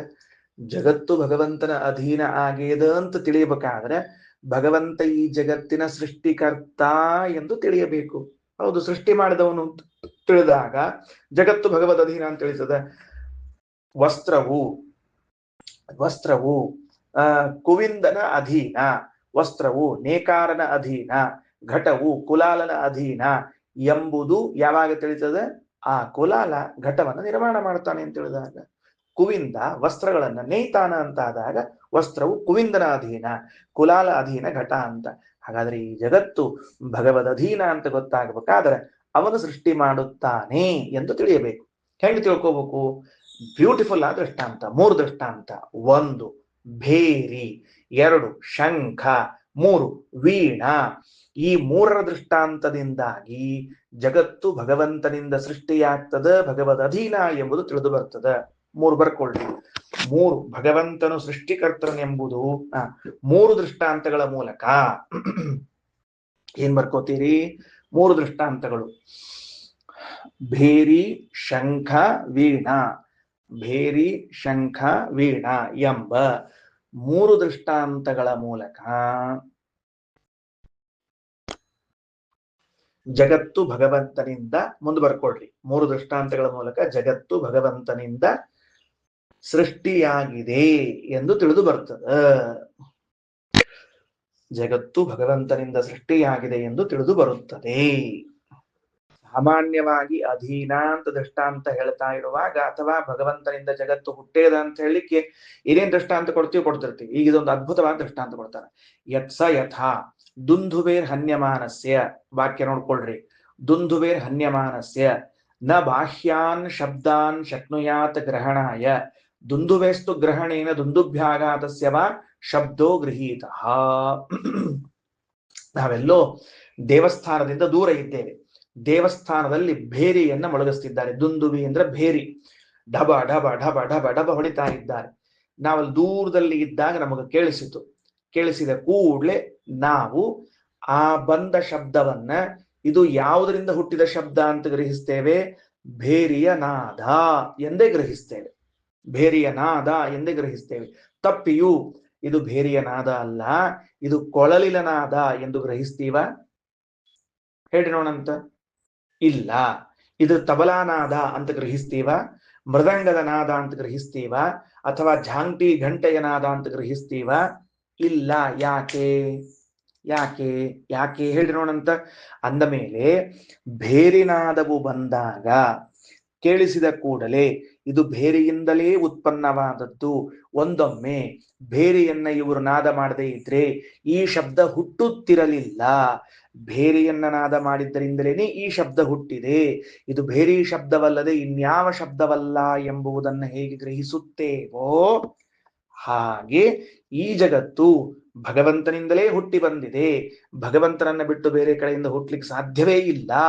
ಭಗವಂತನಿಲ್ಲದೆ ಹೋದ್ರೆ ಈ ಜಗತ್ತು ಸೃಷ್ಟಿಯಾಗ್ಲಿಕ್ಕೆ ಬರುವುದಿಲ್ಲ ಎಂಬುದಾಗಿ ಜ್ಞಾನಿಗಳು ಗ್ರಹಣ ಮಾಡ್ತಾರ. ಅಲ್ಲಿ ಪ್ರಶ್ನೆ, ಅದೇನ್ ಗೊತ್ತಾತ್ರಿ ಆಚಾರ್ಯ ಇವಂಗ ಭೇರಿ ಜ್ಞಾನ ಇದು ಅಂತ ತಿಳಿದುಕೊಂಡು? ಸರಿ. ಸ ಯಥಾ ತಗೊಳ್ರಿ. ಸ ಯಥಾ ದುಂದುಭೇರ್ ಹನ್ಯಮಾನಸ್ಯ ದುಂದುಭೇ, ಮೊಳಗುತ್ತಾ ಇರುವಂತಹ ದುಂದುಭೆಯಿಂದ ನ ಬಾಹ್ಯಾನ್ ಶಬ್ದಾನ್ ಶಕ್ನುಯಾತ್ ಗ್ರಹಣಾಯ, ಅದನ್ನ ಬಿಟ್ಟು ಹೊರತುಪಡಿಸಿ, ಇಲ್ಲಿ ಬಾಹ್ಯಾನ್ ಎಂಬ ಶಬ್ದಕ್ಕೆ ಹೊರತುಪಡಿಸಿ ಅಂತ ಅರ್ಥ. ಹೊರತುಪಡಿಸಿ ಬೇರೆ ಶಬ್ದಗಳನ್ನ ಗ್ರಹಣ ಮಾಡಲು ಸಾಧ್ಯವೇ ಆಗುವುದಿಲ್ಲ. ಯಾರಾದ್ರೂ ಅಂದ್ರೆ ನೋಡ ಎಷ್ಟ್ ಚಂದ ಮೃದಂಗದ ಶಬ್ದ ಬರ್ಲಿಕ್ಕೆ ಅಂತಂದ್ರು ಅಂತ ಇಟ್ಕೊಳ್ರಿ.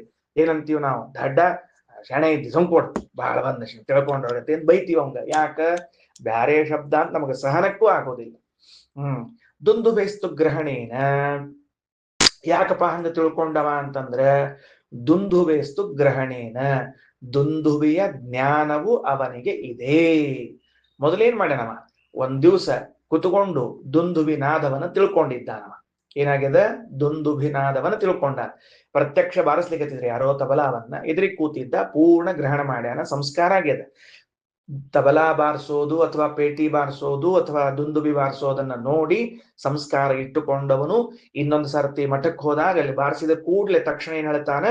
ಇದು ದುಂದುಭಿಯ ನಾದವೇ ಹೊರತಾಗಿ ಬೇರೆ ನಾದ ಅಲ್ಲ ಎಂದು ಹೇಳಿದಂತೆ ಜಗತ್ತು ಭಗವಂತನಿಂದಲೇ ಹುಟ್ಟಿದೆ, ಬೇರೆ ಕಡೆಯಿಂದ ಹುಟ್ಟಿಲ್ಲ ಎಂದಾಗಿ ತಿಳ್ಕೊಳ್ಬೇಕು. ಅಲ್ರಿ ಯಾಕೋ ಒಂಚೂರು ದೃಷ್ಟಾಂತಕ್ಕೂ ದಾಷ್ಟಾಂತಕ್ಕೂ ವ್ಯತ್ಯಾಸ ಬರೋದಿಲ್ಲೇನು? ಯಾಕ? ಮೊದಲೇ ದುಂದುಭಿಯ ನಾದವನ್ನ ತಿಳಿದಿದ್ದ ಹಾಗಾಗಿ ದುಂದುವೆಯ ನಾದ ಬಂದು ಕೂಡ್ಲೆ ಇದು ಬೇರೆ ನಾದ ಅಲ್ಲ ದುಂದುವೆ ಅಂತ. ಜಗತ್ತು ದೇವರಿಂದ ಹುಟ್ಟಿದೆ ಅಂತ ಅನ್ನೋದಕ್ಕ ಮೊದಲೇ ಜಗತ್ತನ ದೇವರಿಂದ ಹುಟ್ಟಿದೆ ಅಂತ ತಿಳಿದಿದ್ದಾದ ಮೇಲೆ ಬೇರೆಯವರಿಂದ ಅಲ್ಲ ಅಂತ ಹೇಳಬಹುದು. ಇಲ್ಲಿ ನೇರವಾಗಿ ಹೆಂಗ್ ಹೇಳಲಿಕ್ಕೆ ಬರ್ತದ ಅಂದ್ರೆ, ಬಂತಲ್ಲ ಪ್ರಶ್ನೆ, ದೃಷ್ಟಾಂತ ಸರ್ವಸಾಮ್ಯ ಅಲ್ಲ ಅನ್ನೋದಕ್ಕೆ ಇದು ದೃಷ್ಟಾಂತ ಕೊಡ್ಲಿಕ್ಕೆ ಈಗ ಮತ್ತೆ ಏನಾಯ್ತು, ನನಗೆ ಶಂಖವನ್ನ ಪ್ರತ್ಯಕ್ಷವಾಗಿ ಯಾರೋ ಊದ್ತಾ ಇದ್ರು, ಆವಾಗ ಇದು ಶಂಖನಾದ ಎಂಬ ಸಂಸ್ಕಾರ ಬಂದಿದೆ, ನೋಡಿದ್ದೀನಿ, ಪ್ರತ್ಯಕ್ಷ ನೋಡಿದ್ದೀರಿ. ಆಮೇಲೆ ಇನ್ನೊಂದ್ಸರ್ತಿ ಪ್ರತ್ಯಕ್ಷವಿಲ್ಲ, ದೂರದಿಂದ ಶಂಖನಾದ ಬಂತು, ಇದು ಶಂಖದ್ದೇ ನಾದ ಅಂತ ಗ್ರಹಿಸಿದೆ ನಾನು, ಬೇರೆ ಶಬ್ದ ಅಲ್ಲ ಅಂತ ತಿಳ್ಕೊಂಡು. ಹೆಂಗ್ ಸಾಧ್ಯ ಆಯಿತು? ಮೊದಲಿಗೆ ಒಂದ್ಸರ್ತಿ ನೋಡಿದ್ದೀನಿ ಅಂದ ಮೇಲೆ ನನಗೆ ಸಾಧ್ಯ ಆಯಿತು. ಆಮೇಲೆ ವೀಣಾವಾದನವನ್ನು ಮಾಡ್ತಾ ಇದ್ದಾರೆ ಎದುರಿಗೆ 1 ಗಂಟೆ 2 ಗಂಟೆ 1 ವಾರ 15 ದಿವಸ ಕೂತುಕೊಂಡು ವೀಣಾನಾದವನ್ನ ಕೇಳಿದ್ದೇನೆ, ವೀಣಾವಾದನವನ್ನ ಕೇಳಿದ್ದೇನೆ. ಇನ್ನೊಂದ್ಸರ್ತಿ ಎಲ್ಲೋ ಹೊರಟಿದ್ದೀನಿ, ಅಪ್ರತ್ಯಕ್ಷವಾಗಿ ಯಾರೋ ವೀಣಾನಾದವನ್ನ ಮಾಡಿದಾಗ ಇದು ವೀಣೆಯ ಧ್ವನಿಯೇ ಹೊರತಾಗಿ ಬೇರೆ ಧ್ವನಿ ಅಲ್ಲ ಅಂತ ಗುರುತಿಸಿದಂತೆ ಆಗ್ತದೆ.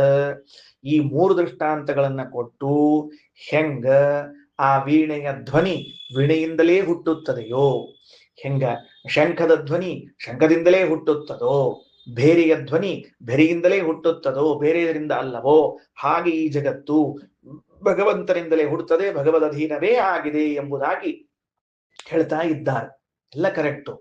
ಈ ಮೊದಲು ಗ್ರಹಣ ಮಾಡಿದ್ದು ಅಂತೇನ್ ದೃಷ್ಟಾಂತದಲ್ಲಿ ಕೊಟ್ಟಿದ್ದೀರಿ, ದಾಷ್ಟಾಂತಿಕದಲ್ಲಿ ಅದು ಬರೋದಿಲ್ವಲ್ಲ, ಹೆಂಗ್ ಮಾಡೋದು ನೋಡ್ರಿ. ಶಬ್ದ ಎಲ್ಲೆಲ್ಲದ ಅಂತ ಹೇಳ್ತೀನಿ, ಯಾವ ಶಬ್ದ ಸರಿಯಾಗಿ ಗಮನಿಸ್ಕೊಳ್ರಿ. ಸ ಯಥಾ ದುಂದುಬೇರ್ ಹನ್ಯಮಾನಸ್ಯ ನವಾಹ್ಯಾನ್ ಶಬ್ದಾನ್ ಶಕ್ನುಯಾತ್ ಗ್ರಹಣಾಯ. ಆ ದುಂದುಬಿಯನ್ನ ಬಾರಿಸುತ್ತಿರುವಾಗ ಬೇರೆ ಶಬ್ದ ಎಂಬುದಾಗಿ ಗ್ರಹಣ ಮಾಡಲು ಸಾಧ್ಯವಿಲ್ಲ. ಯಾಕ? ದುಂದುಭೇಸ್ತು ಗ್ರಹಣೇನ, ಈ ಮೊದಲೇ ನನಗೆ ಇದು ದುಂದುಬಿಯನಾದ ಎಂದು ತಿಳಿದಿದ್ದರಿಂದ ದುಂದುಭ್ಯಾಘಾತಸ್ಯ ವಾ ಶಬ್ದೋ ಗೃಹೀತ, ಇದು ದುಂದುಬಿಯ ಶಬ್ದವೇ ಎಂಬುದಾಗಿ ತಿಳ್ಕೋತೇನೆ. ಸ ಯಥಾ ಶಂಖಸ್ಯ ಧ್ವಾಯಮಾನಸ್ಯ, ಊದುತ್ತಿರುವಂತಹ ಶಂಖದಿಂದ ಬಂದ ಶಬ್ದವನ್ನ ನ ಬಾಹ್ಯಾನ್ ಶಕ್ನುಯಾತ್ ಗ್ರಹಣಾಯ, ಹೊರಗಿನ ಶಬ್ದವೆಂಬುದಾಗಿ ತಿಳಿಯುವುದಿಲ್ಲ. ಶಂಖಸ್ಯ ತು ಗ್ರಹಣೇನ, ಯಾಕ? ಈ ಮೊದಲೇ ಶಂಖನಾದದ ಪರಿಚಯದ.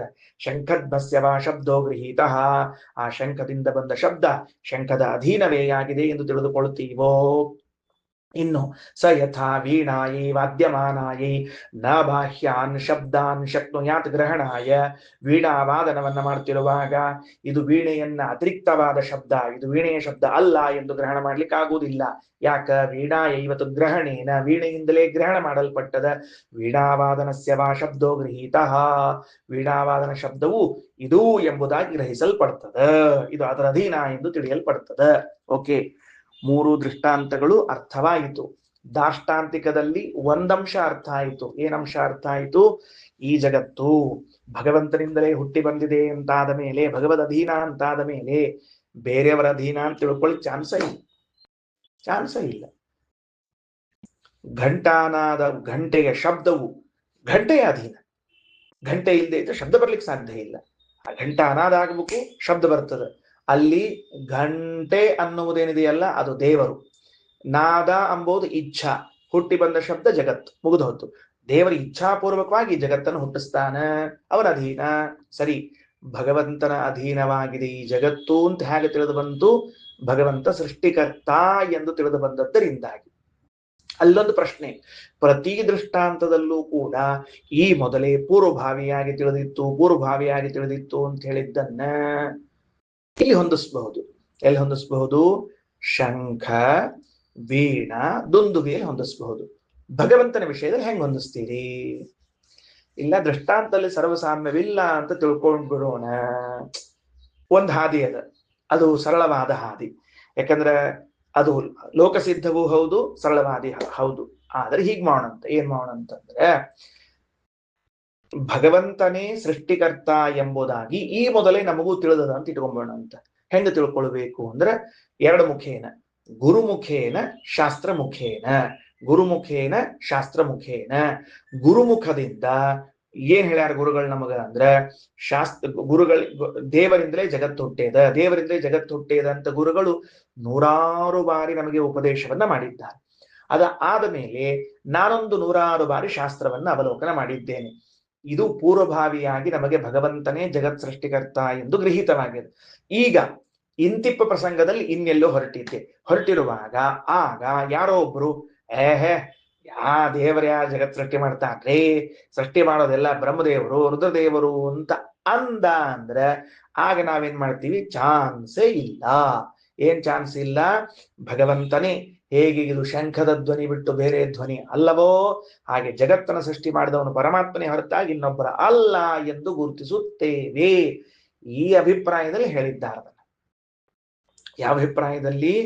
ಈಗಾಗಲೇ 10 ಬಾರಿ ಗುರುಪದೇಶ, 10 ಬಾರಿ ಶಾಸ್ತ್ರಾವಲೋಕನ ಆದ ವ್ಯಕ್ತಿಗೆ ಇನ್ನೊಂದು ಪ್ರಸಂಗದಲ್ಲಿ ಯಾರಾದರೂ ಬೇರೆ ಹೇಳ್ತಾ ಇದ್ರೆ ಸಹನ ಮಾಡಿಕೊಳ್ಳಿಕ್ಕಾಗೋದಿಲ್ಲ. ಅಲ್ಲವೇ ಅಲ್ಲ, ಸುಮ್ಮನೆ ಹೇಳ್ತಾನೆ, ಏನ್ ದಡ್ಡ ಇದ್ದಾನೆ ಹೇಳ್ಕೊತಾನೆ, ದೇವ್ರನ್ನ ಸ್ಪಷ್ಟ ಇದ್ದ ಹೊತ್ತಿನೊಳಗೆ ಅವ್ನು ಹೇಳ್ತಾನೆ, ನಾವು ನಂಬ್ಲಿಕ್ಕೆ ಬರ್ತೇನು ಅಂತ ಹೇಗೆ ನಾವು ಹೇಳ್ತೀವೋ ತದ್ವತ್ ತದ್ವತ್.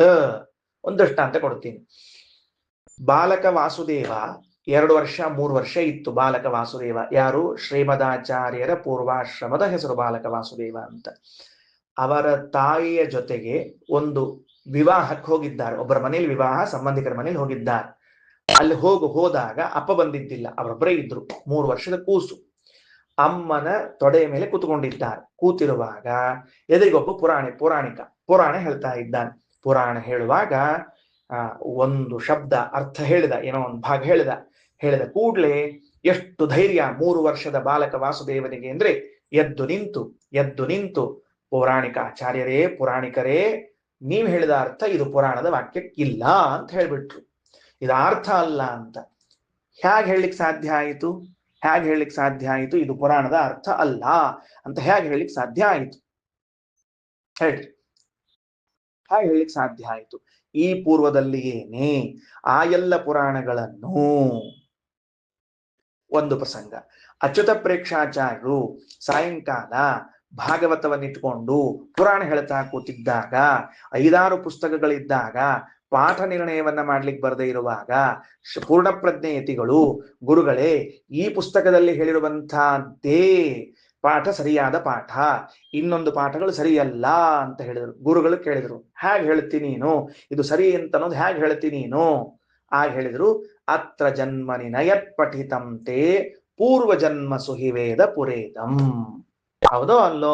ಹಾಗಾದರೆ ಶ್ರೀಮದಾಚಾರ್ಯರು ಪೂರ್ಣ ಪ್ರಜ್ಞೇತಿಗಳಾಗಿದ್ದಾಗ ಅಥವಾ ಬಾಲಕ ವಾಸುದೇವನಾಗಿದ್ದಾಗ ಆ ಶಿವಭಟ್ಟನನ್ನು ಹಾಗೂ ಗುರುಗಳಾದ ಅಚ್ಯುತ ಪ್ರೇಕ್ಷಾಚಾರ್ಯರನ್ನು ಇದು ಅರ್ಥ ಅಲ್ಲ, ಇದೇ ಅರ್ಥ, ಇದೇ ಪಾಠ ಅಂತ ಹೇಳಿದ್ದು ಹೇಗೋ ತದ್ವತ ನಾವು ಗುರುಮುಖೇನ ಶಾಸ್ತ್ರ ಮುಖೇನ ಭಗವಂತನ ಸೃಷ್ಟಿಕರ್ತೃತ್ವವನ್ನು ತಿಳಿದವರಾಗಿ ಅನ್ಯತ್ರ ಗತರಾದಾಗ ಅಲ್ಲಿ ಯಾರಾದರೂ ಪೌರಾಣಿಕರು ಅಥವಾ ಮತ್ತೊಬ್ಬರು ದೇವರಿಂದ ಈ ಜಗತ್ ಸೃಷ್ಟಿಯಾಗಿಲ್ಲ, ರುದ್ರದೇವರಿಂದ ಜಗತ್ ಸೃಷ್ಟಿಯಾಗಿದೆ, ಅಥವಾ ಪ್ರಕೃತಿ ಈ ಜಗತ್ತನ್ನು ಸೃಷ್ಟಿ ಮಾಡ್ತದ, ನೇಚರು ವಿಜ್ಞಾನ ಅಂತೇನಾದರೂ ಕಾಡು ಹರಟೆಯನ್ನ ಹೊಡೆದ್ರೆ ಭಗವಂತನಿಂದಲೇ. ಹೇಗೆ?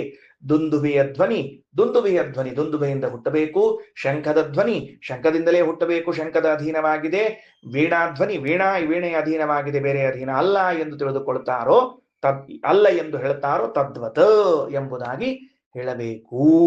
ಇಲ್ಲದೆ ಹೋದ ಈ ದೃಷ್ಟಾಂತದ ಅಷ್ಟಾಂತಗಳನ್ನು ಹೊಂದಿಸ್ಲಿಕ್ಕೆ ಸಾಧ್ಯ ಆಗೋದಿಲ್ಲ ಅಂತ ನನ್ನ ಅಭಿಪ್ರಾಯ. ಹಾಗಾದರೆ ದುಂದುಭಿ ಶಂಖ ವೀಣಾ, ದುಂದುಬಿ ಭೇರಿ ಶಂಖ ವೀಣೆ ಈ ಮೂರನ್ನು ನುಡಿಸುವಾಗ ಹುಟ್ಟುವ ಶಬ್ದ ಇದು ಹೇಗೆ ಅವುಗಳ ಅಧೀನವಾಗಿದೆಯೋ ಹಾಗೆ ಜಗತ್ತೆಲ್ಲವೂ ಭಗವಂತನ ಅಧೀನವಾಗಿದೆ. ವಸುದೇವನಿಗೆ ಕೃಷ್ಣನ ತಂದೆಗೆ ಆನಕದುಂದುಭಿ ಅಂತ ಹೆಸರಿತ್ತಂತ. ಆನಕದುಂದುಭಿ ಅಂತ ಯಾಕೆ ಅಂದ್ರೆ ಭಾಗವತ ನವಮಸ್ಕಂದ ಹೇಳುವಾಗ ಒಂದು ಸ್ವಾರಸ್ಯ ಹೇಳ್ತದೆ. ಅವನು ಹುಟ್ಟಿದಾಗ ದೇವತೆಗಳು ಭೇರಿಯನ್ನ ಮೊಳಗಿಸಿದರು, ನಗಾರಿಯನ್ನ ಮೊಳಗಿಸಿದರು. ನಗಾರಿ ಅಥವಾ ಭೇರಿ. ಅವನು ಹುಟ್ಟಿದಾಗ ದೇವತೆಗಳು ಮೇಲೆ ರಪ ನುಡಿಸಿದ್ರಂತೆ. ತೆಳಗಡೆಗೆ ಇದ್ದ ಜನರಿಗೆ ಆ ಭೇರಿನಾದ ಕೇಳಿಸಿತಂತೆ. ಓಹೋ, ಈ ಹುಡುಗ ಹುಟ್ಟಿದಾಗ ದೇವತೆಗಳು ಭಾರೀ ಖುಷಿಯಿಂದ ಭೇರಿನಾದವನ್ನ ಮಾಡಿದ್ದಾರಾದ್ರಿಂದ ಇವನಿಗೆ ಆನಕದುಂದುಭಿ ಅಂತ ಹೆಸರಿಡೋಣ ಅಂತ ಒಂದಿಟ್ಟು ಎರಡನೇ ಹೆಸರನ್ನ ವಸುದೇವ ಅಂತ ಇಟ್ಟಿದ್ದಾರೆ. ಅದೇನ್ರಿ ದೇವತೆಗಳು ಇವನು ಹುಟ್ಟಿದಾಗಷ್ಟು ಖುಷಿಯಾಗಿತ್ತು ಅಂತಂದ್ರೆ ನಾಳೆ ಕೃಷ್ಣ ಇವನಲ್ಲಿ ಅವತಾರ ಮಾಡ್ತಾನಲ್ಲ, ಕೃಷ್ಣಾವತಾರದ ಪ್ರಾರಂಭ ಆಯಿತು, ಅವರಪ್ಪ ಹುಟ್ಟುಕೊಂಡ ಅಂತ ತಿಳಿದುಕೊಂಡು ಬಹಳ ಸಂತೋಷದಿಂದ ಭೇರಿನಾದ ಮಾಡಿದರು ಅಂತ ಭಾಗವತದಲ್ಲಿ ಕೇಳ್ತೇವೆ. ಆದ್ದರಿಂದ ಇವೆಲ್ಲವೂ ಕೂಡ ಒಂದು ಪ್ರಶ್ನೆ ಮತ್ತೆ, ಅಲ್ರಿ ಆಚಾರ, ಭೇರಿ, ಶಂಖ, ವೀಣಾ ಇದೇ ಧ್ವನಿ, ಇವೇ ಮೂರು ಶಬ್ದಗಳನ್ನು ಯಾಕೆ ಕೊಟ್ಟದ್ದು? ಬೇರೆ ಶಬ್ದ ಹೇಳಿಕ್ ಬರ್ತಿತ್ತೋ ಇಲ್ಲೋ ಅಂತ ಕೇಳಿದ್ರೆ, ಇವು ಮಾಂಗಲ್ಯ ಶಬ್ದಗಳು. ಶಂಖಧ್ವನಿ, ವೀಣಾಧ್ವನಿ ಮತ್ತೆ ಇದು ಯಾವ್ದು ಇದ್ರದ್ದು ದುಂದುಭಿ ಧ್ವನಿಗಳೆಲ್ಲ ಏನಾಗಿವೆ ಅಂದ್ರೆ ಮಂಗಳ ಧ್ವನಿಗಳಾಗಿವೆ. ನೋಡ್ರಿ, ಯಾವ್ದೋ ಒಂದು ಕೆಲಸಕ್ಕೆ ಹೊರಟಿರ್ತೀವಿ, ಯಾವ್ದೋ ಹೊರಟಾಗ ಜೋರಾಗಿ ಯಾರೋ ದೇವಸ್ಥಾನದಲ್ಲಿ ಶಂಖ ಪೌ ಅಂತ ನಾದ ಮಾಡಿದ್ರು. ಓ, ಶಂಖನಾದ ಕೇಳಿತು, ಮಂಗಳ ಶಬ್ದ ಇದು, ನಮ್ ಕೆಲಸ ಆಗ್ತದ ಅನ್ಕೊಂಡಂತೆ. ವೀಣಾಧ್ವನಿ ಕೇಳಿಸ್ತು, ಆಮೇಲೆ ದುಂದುಭಿ ಧ್ವನಿ ಕೇಳಿಸ್ತು. ಅಂದ್ರೆ ಇವೆಲ್ಲವೂ ಮಂಗಳವಾದ್ಯವಾದದರಿಂದಾಗಿ ಈ ಮಂಗಳವಾದ್ಯವು ಅಂದ್ರೆ ಅವುಗಳ ಧ್ವನಿ ನಮಗೆ ಮಂಗಳ ಅಂತದ್ದರಿಂದ ದೃಷ್ಟಾಂತವನ್ನ ಕೊಡುವಾಗ ವೇದ ಆ ಮಂಗಳ ಧ್ವನಿ ಹೊರಡಿಸುವಂತಹ ದೃಷ್ಟಾಂತವನ್ನೇ ಕೊಟ್ಟಿದೆ. ಶ್ರೀಕೃಷ್ಣಾರ್ಪಣಮಸ್ತು.